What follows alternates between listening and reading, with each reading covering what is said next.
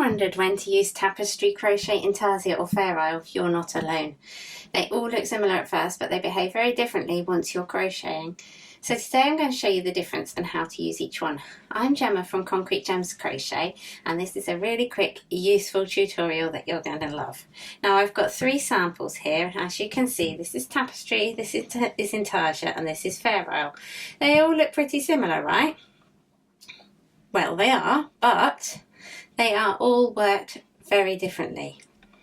So I'm going to now flip them over and show you the backs. Excuse my ends. Tapestry, it looks the same on both the front and the back, right?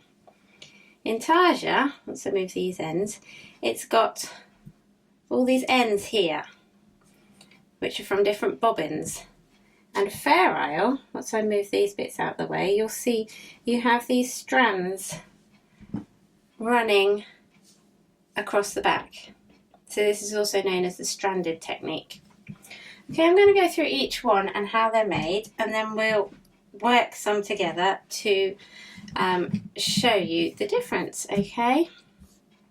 So for tapestry crochet, you carry your yarn through the stitches, and if you look very carefully up close, you can actually see, can you see like there's a little bit of the turquoise showing through, and that is one of the issues with tapestry crochet, that you do sometimes get the colours showing through. However, it's really good for double-sided work, like blankets that you want to be both-sided, okay? And it does create quite a dense fabric. Because you're carrying yarn through the middle, you end up with quite a stiff fabric. And for Intarsia, what we do is we create separate bobbins for each colour section. So you wind off a little bit of yarn from your ball, or use separate balls if you've got plenty, and you work a section, and then you fasten off that well, if you know that you're going to be working more of the grey, for example, so I worked the grey across here. Then I left this end hanging down, and I joined my purple bobbin and worked across here, left my end hanging down, and so on. And then when I get back to here, I just pick up the purple from where it was left here and carry on across here, then pick up the grey, and then when you get to the end of that block, you fasten that off, and then you join another bobbin for the next block, okay?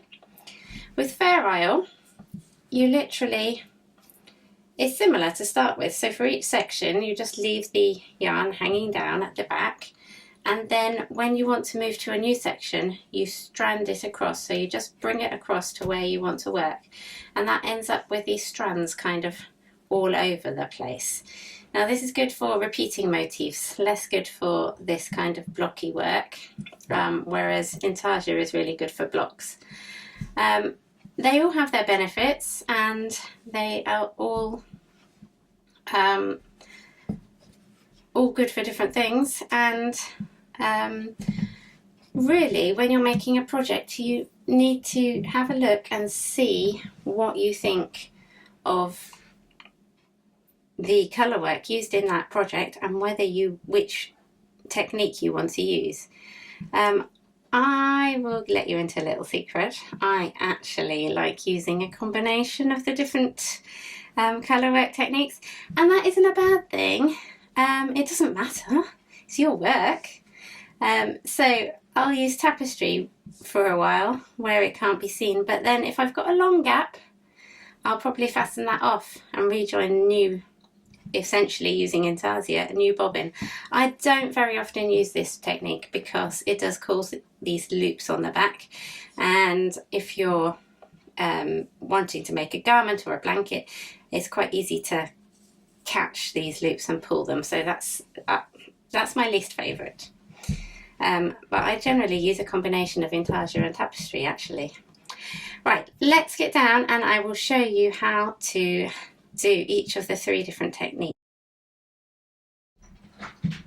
Okay, so I'm starting my tapestry sample, and I have worked the turquoise to the end of the row.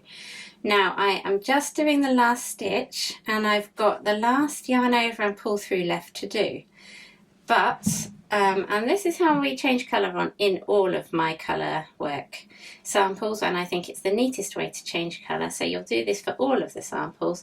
You stop before the last yarn over and pull through. So whatever stitches it is, you stop at just before the last yarn over and pull through, and then you yarn over and pull through with the new colour, okay? So we have changed colour to the purple, and we're going to turn and we're going to chain one. Now this is tapestry crochet, so we are running our yarn along the inside of the work, and I think we are working on the wrong side here. So we want to run the yarn along the wrong side. Now if you were working on the right side, you would run the unworked yarn along the back, and if you're working along the front, you run it along the front, okay, and that hopefully hides it more on the right side of your work. Okay, so we're going to go around these two loops here, and we're going to insert into that first stitch and do our single crochet. Okay, so you're literally working around the loops of those stitches, of those unworked yarns and the stitch, sorry. And you just continue working, crocheting over every single yarn end that you have there. And then when you get to the last stitch, you then stop at that point. Now this is the important bit, and it's often forgotten. This yarn end here, the purple, we need to now bring that to the front, okay? Because if it's left at the back, which is the right side, then it will show on the right side, okay? And we're now going to be working in our turquoise. So we want to yarn over and pull through with the turquoise, and then we're going to run the purple and the grey along the front as we did before. Okay, and you just keep working. Now it's quite fiddly to start with, to work like this, and you often have to hold the ends down, and you might want to just check on the right side and give the yarns that you're carrying through a little tug, just to make sure that they're not poking out really obviously in any point, okay? And then we get to the end of that section, and again we stop at that point, bring that yarn to the front and get our next colour. Okay, just try to not let any of the other colours show through, and then we can move on. I've used the wrong colour, haven't I? Should have used purple there. No, need to use grey. Ah, it's tricky following the pattern, isn't it? So, the grey. Right. And that is tapestry crochet, okay? There are pros and cons of it. Lots of people use it a lot. As I said, I like to also use Intarsia, but I do use tapestry for lots of things. And there you have it, okay? You see the ends are basically hidden inside, and it's created this dense fabric that is really Intarsia now. Now you see I have created myself some little tiny bobbins, and we're going to start with the purple. Obviously if you're making bigger blocks you'll need bigger bobbins than that, but for this example I only need really small ones. So I've joined my yarn in the same way as with the tapestry, apart from we're joining yarn rather than just rejoining kind of thing.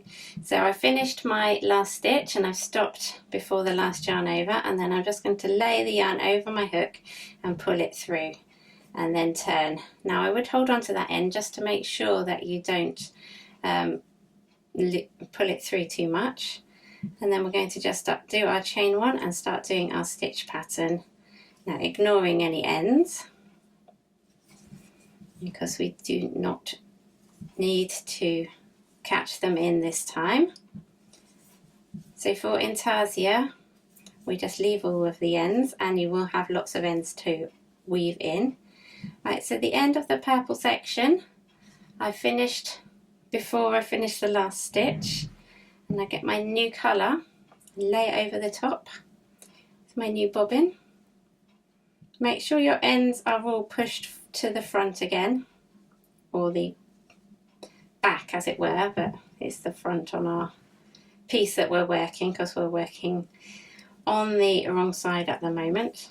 And then you just start your new stitch. Now you can see that I haven't really left enough of an end there, and I pulled it through when I started the first stitch, which is exactly what I said to watch out for.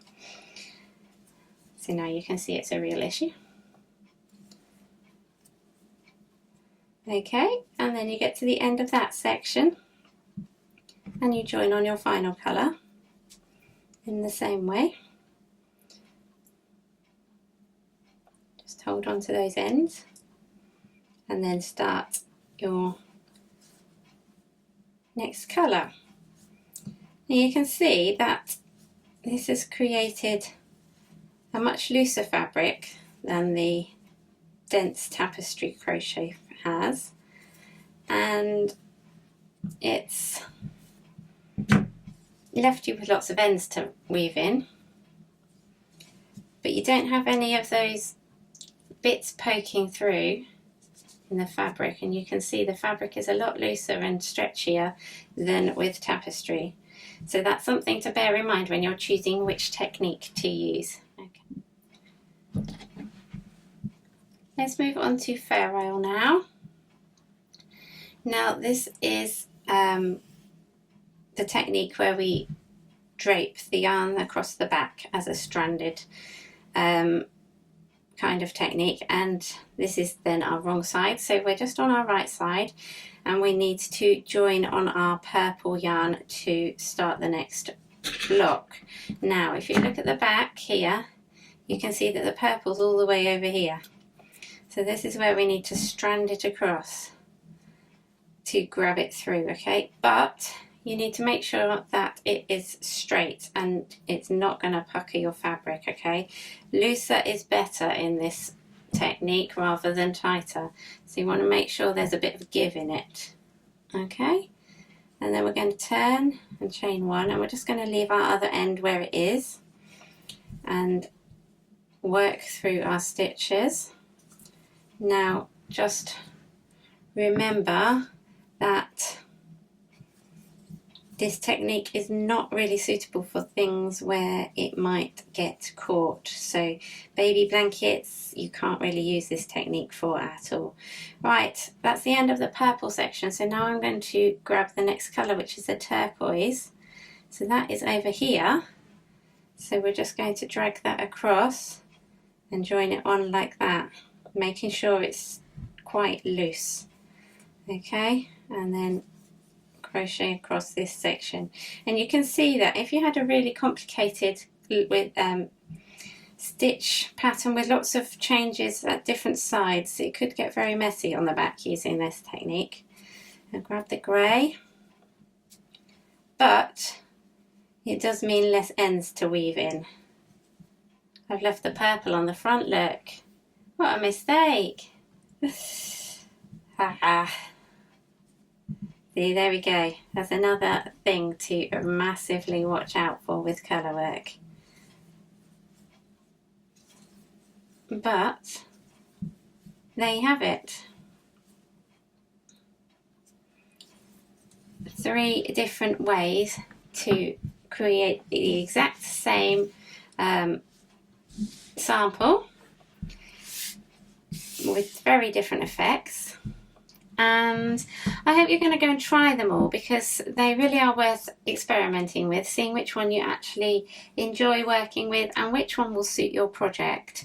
There is no wrong or right one. They all have their benefits and they all have their disadvantages, and you need to choose which one works for you and for your project. Okay, as I said, I like to combine a couple of them together, which is possibly not necessarily the right way to do it, but it works for me.